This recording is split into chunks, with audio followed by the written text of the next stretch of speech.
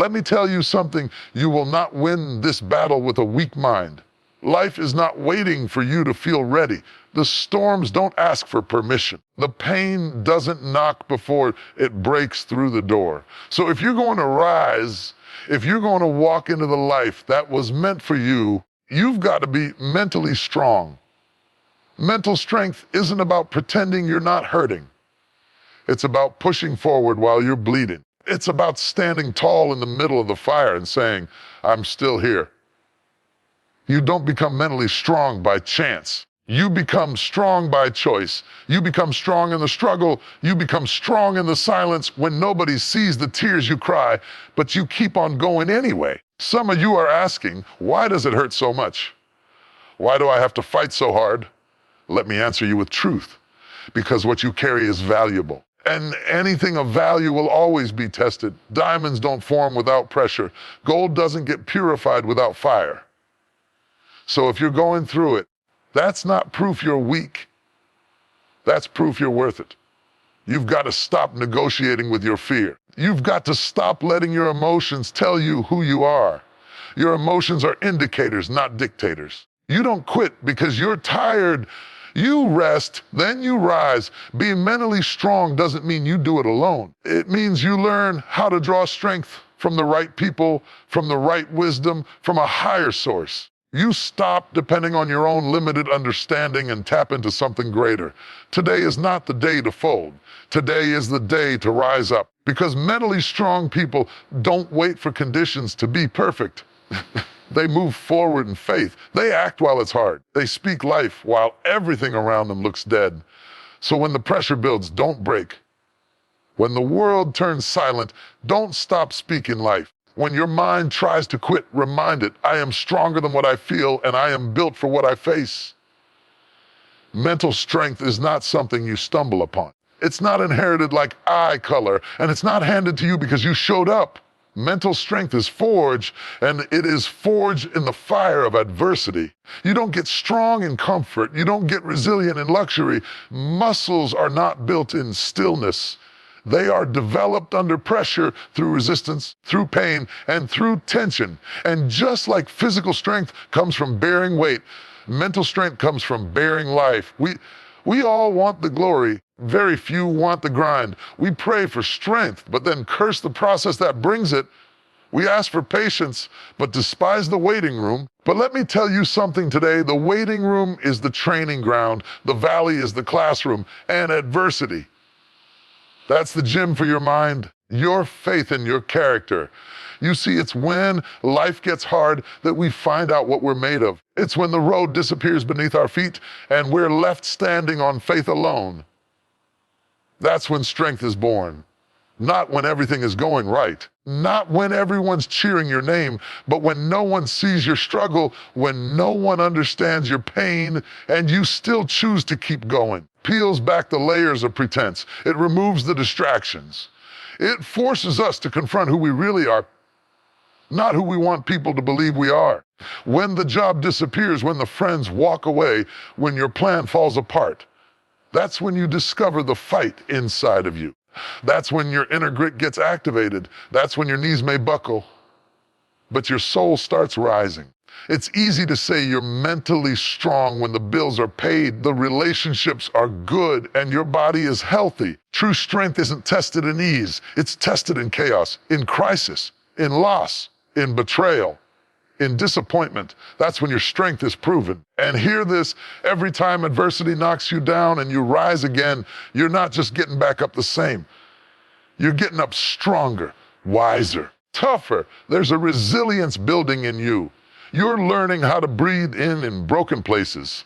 You're learning how to walk with wounds and still declare, I will not give up. The enemy of your purpose wants you to believe that pain is punishment, that setbacks mean you're off course.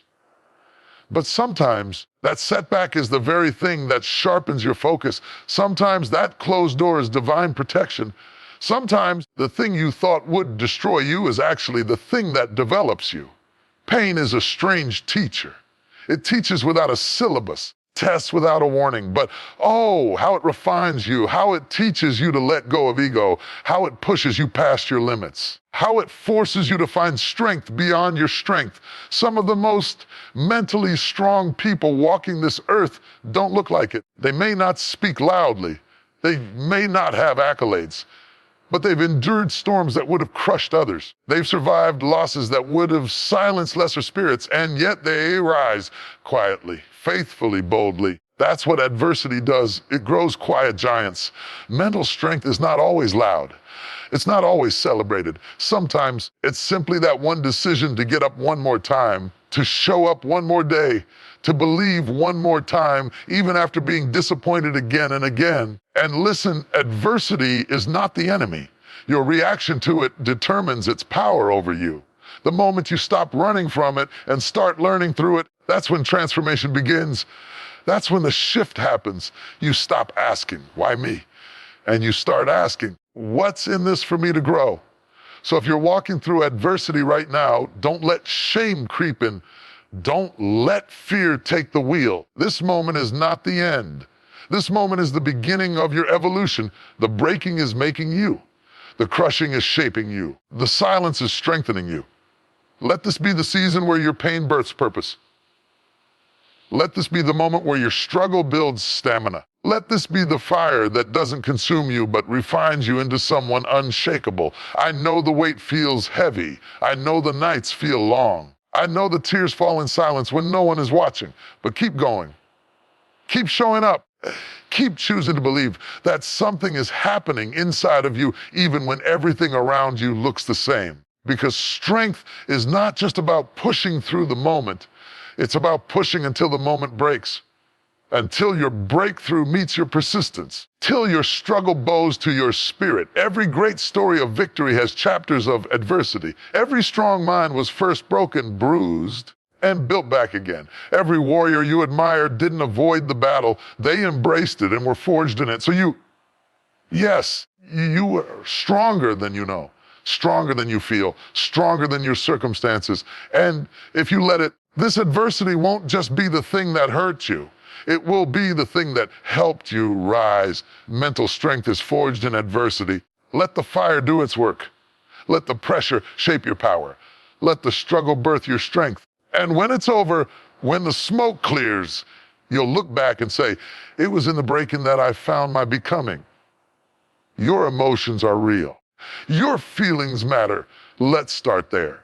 Because too many people have been taught to silence their hearts, to suppress their pain, to pretend everything's fine when it's not. But let me tell you something important. What you feel is not foolish.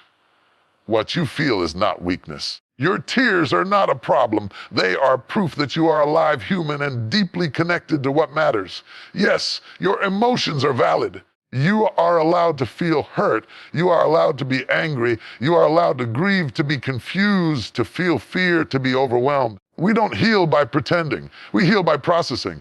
We heal by confronting. The only way to confront what's in us is to acknowledge that it's there in the first place. So don't let anyone make you feel ashamed of your emotions. Don't let them tell you to get over it when they've never carried your weight. Don't let them label you as too much just because you feel deeply. You are not too much. You are just enough. And your heart has every right to express itself. But here is the other side of the truth. A deeper layer. We must also grasp your emotions are valid. They do not have the final say. If you let your emotions sit in the driver's seat, they will take you places you were never meant to go. They'll make permanent decisions based on temporary pain. They'll convince you to burn bridges that you'll one day wish were still standing. They'll whisper lies in your ear that you're not enough, that you're always behind, that nobody sees you, that you'll never get through this. Listen carefully. Just because it feels true doesn't mean it is true. Feelings are fickle. They fluctuate with circumstances, hormones, fatigue, the words of others, and even the weather. So while you honor your feelings, you must also anchor your life to something deeper, something that doesn't shift with the tides of your emotions. Because your emotions can scream, stay in bed, but purpose says, get up anyway. Your feelings can say, you're not good enough. But vision says, Keep building even if no one claps yet. Fear can paralyze you, but faith says, move forward scared if you have to, but don't you dare stop. You see, there is a version of you that lives beyond your emotions, a version that is led by principles, by wisdom, by clarity. That version of you must rise. That version must lead. Because if you keep letting your emotions sit on the throne of your decisions, you will forfeit your future for the comfort of the moment. Let me be clear. Managing your emotions doesn't mean suppressing them. It means stewarding them. It means letting yourself feel, but not letting those feelings dictate your direction. It means giving yourself permission to cry, to pause, to grieve, but then also choosing to rise, to act, to speak life over yourself and move with intention. When you feel afraid, take the fear with you and still walk in obedience. When you feel tired, rest. Don't retreat into despair. When you feel broken, remember that broken vessels can still pour oil. You are not disqualified because you feel deeply. In fact, your ability to feel is part of your power, but power needs direction. Fire is powerful, but undirected fire destroys. Emotion is energy, but undirected emotion becomes chaos. That's why you must learn to discern your feelings, not dismiss them, not obey them blindly, discern them. Ask yourself, why am I feeling this way? What triggered this response? Is this emotion leading me closer to my values or pulling me away from them? Emotional maturity is not about not feeling. It's about understanding what you feel and leading yourself through it. There will be days when you don't feel strong, but you still are. There will be moments when you don't feel loved, but you still are. There will be battles where you don't feel brave, but you still fight and win anyway. Because mental strength doesn't mean you don't feel the storm. It means you anchor down and ride it out without letting it drive you off course. It means you cry, but you keep walking. It means your hands tremble, but you still build. It means your heart breaks, but your faith refuses to quit. So when fear rises, speak faith. When anger flares, choose wisdom. When sorrow lingers, press into peace. Because you, my friend, more than a bundle of reactions, you are a vessel of divine potential. And that potential is too powerful to be directed by temporary emotions. Pain does not mean you're weak. Let me say that again for the heart that's been secretly wondering if it's broken beyond repair. Pain does not mean you're weak. It means you're human. It means you're alive. It means you've cared enough to be affected, loved enough to be hurt, and lived enough to have scars. Pain is not your enemy. It is not a verdict of failure. It is not a mark of shame. Pain is a signal, not of your weakness, but of your strength, your courage, your capacity to feel, and your willingness to keep going even when it hurts. You see, somewhere along the way, we were taught that strong people don't cry, that warriors don't feel weary, that those with purpose are always sure, always bold, always composed. That's a lie. A beautiful lie that looks good on paper, but crumbles under the weight of real life. Because real strength, it doesn't avoid pain. It walks through it. Real strength shows up with tears in its eyes and still gets the job done. Real strength sits in the ashes of disappointment and still finds a reason to rise again. Pain meant weakness, then every mother who birthed a child would be considered fragile. Every soldier who carried a wounded brother would be called soft. Every survivor of trauma, abuse, illness, betrayal would be labeled broken beyond use. But that is not truth. That is distortion. The truth is, pain reveals where your strength lies. It peels back the surface and shows you what you're really made of. It shows you that you're stronger than you ever imagined, not because you avoided the fire, but because you walked through it and came out refined. You can't tell me that pain equals weakness when I've seen people lose everything and still serve with joy. You can't tell me pain makes you powerless when I've watched people buried in grief speak life into others. You can't convince me that pain is shameful when I know that even Christ himself, yes, even the perfect, suffered, cried, groaned, and wept. Problem isn't the pain, it's the perception. We've treated pain like a stain instead of a badge. We've treated our scars like blemishes when they are actually evidence of battles we survived. What takes more strength? Pretending you're okay or showing up broken but refusing to quit? What takes more courage? hiding your wounds, or choosing to heal in the open light of truth, because pain is a teacher. Oh yes, pain has a voice. It has a purpose. It shows up when comfort has made us complacent. It pushes us out of places where we've settled too long. It awakens us to patterns that are destroying us quietly. It calls us to grow, to evolve, to change. Nobody matures without pain. Nobody builds muscle without resistance. Nobody discovers their full capacity while everything's easy. So instead of seeing pain as proof you've failed, start seeing it as a divine invitation, a chance to become stronger, deeper, more rooted, more real. Yes, pain will interrupt your life. It will knock the wind out of your lungs. It will humble you, break you, bend you, and press you to your edge. It will also build something in you that comfort never could. Compassion, depth, clarity, wisdom, sensitivity, discipline, gratitude, faith. Don't let anyone make you feel like your pain disqualifies you from your calling. In fact, your pain might be the very thing that qualifies you to lead, to love, to serve, to speak, to write, to create. Because people don't follow perfection. They follow authenticity. They follow those who've bled and lived to tell about it. Those who've tasted bitterness and still chose joy. Those who've wrestled in the dark and still came out with hope. The greater the purpose, the greater the pressure. The deeper the destiny, the deeper the cuts. Those wounds, those aches, they are not taking you out. They are shaping you in. Feeling pain doesn't mean you're not faithful. Being in pain doesn't mean you're not blessed. Jesus himself asked, "Why have you forsaken me?" in his most painful hour. And yet, he was still in the center of his purpose. So stop measuring your strength by how pain-free your life looks.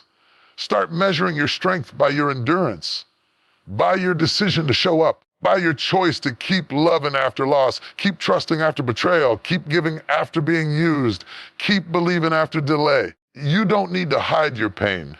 You don't need to fake a smile. You don't need to put on a show. Your strength is not in your mask. It's in your movement. It's in your ability to feel deeply and keep going anyway. So to the one reading this who feels tired, worn out, this pain you're feeling is not your end. It's a moment in the shaping, a part of the process. And when the dust settles and the healing comes, you'll look back and see that the pain didn't break you. It built you. There is a dangerous belief that has crept into our minds that if you're not grinding nonstop, if you're not constantly moving, constantly producing, constantly achieving, then you must be falling behind.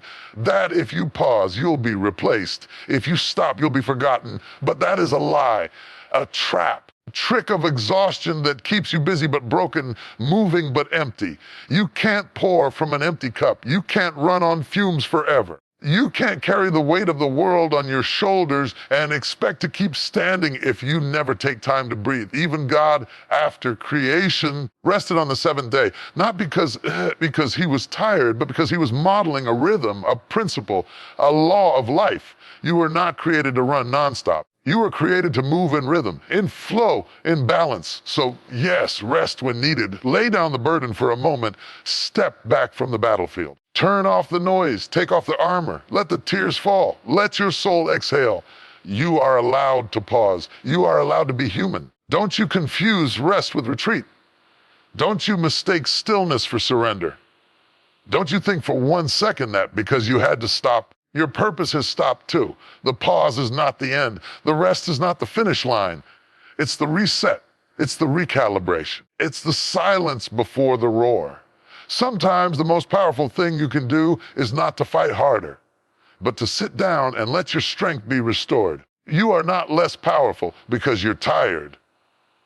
You are not less called because you're weary. You are not less chosen because your body needs rest and your heart needs peace. Quitting says, "I'm done." Quitting says, "This will never happen." Quitting hands your power over to the pressure. Quitting closes the book before the next chapter has a chance to unfold. And if you're reading this, if your heart is still beating, if your lungs are still breathing, your story is not done. Your assignment is still alive. Your purpose is still unfolding. You can rest your body, but do not let your spirit go to sleep. You can sit down for a season, but don't throw away the dream. You can catch your breath, But don't stop moving forward in your mind. Some of the most powerful breakthroughs in life come after the rest, not before. Not during the chaos, but after the moment you chose to lie down, to surrender the hustle, to let God carry what was too heavy for you, and then rise again with a new fire, a new vision, a new strength. You see, rest is an act of faith. It says, I trust that the world will keep turning even if I stop spinning.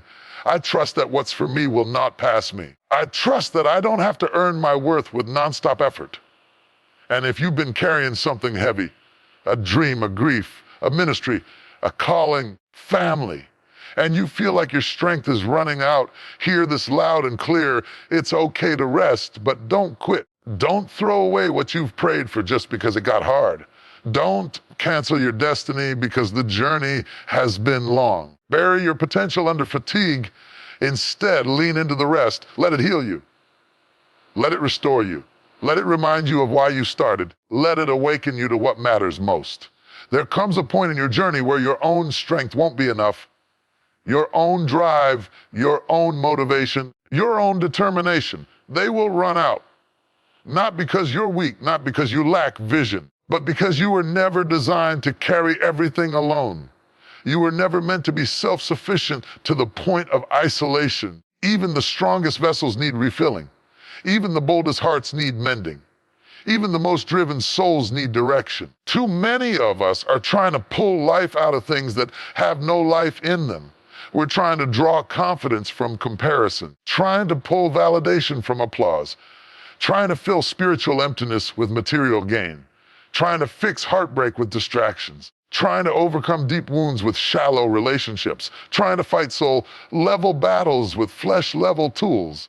You wouldn't drink dirty water to quench your thirst, so why are you drinking in lies to feel worthy? Why are you leaning on people who drain you to feel supported? Why are you scrolling endlessly through highlight reels hoping to find peace? Because whatever you're plugged into, you're pulling from, and what you pull from will shape what you become. If you're plugged into fear, you'll move in anxiety. If you're plugged into people's opinions, you'll constantly be shifting.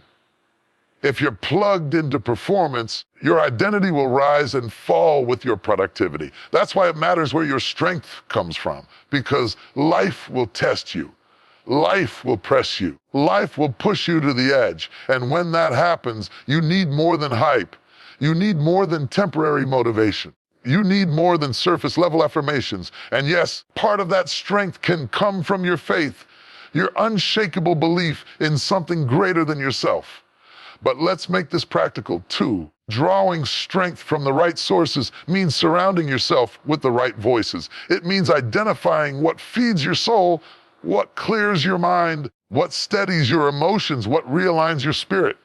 Sometimes the right source is silence, solitude, a place where you're not trying to impress anyone, a place where you can hear your own thoughts, hear divine direction, and be reminded of who you are beneath the noise. Sometimes the right source is community. Not just people who like you, but people who speak life into you. People who call out your greatness even when you don't see it. People who sharpen you, stretch you, cover you in prayer, challenge you to grow, remind you of the assignment on your life when you're